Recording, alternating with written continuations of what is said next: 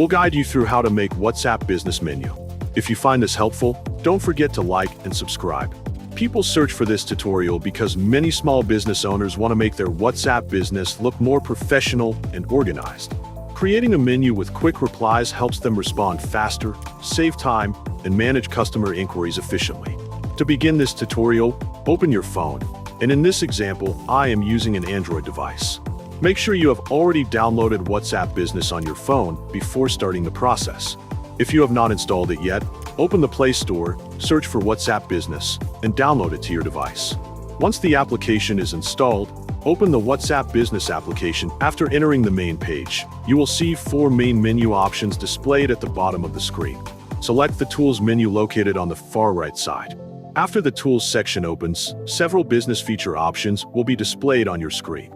From those options, choose Quick Replies to create your menu setup.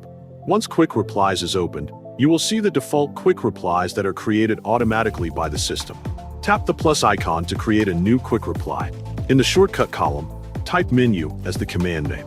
Then, in the reply message column, write the complete menu options or product list as the example that you want to use for your business. After finishing the message, tap Save to store it.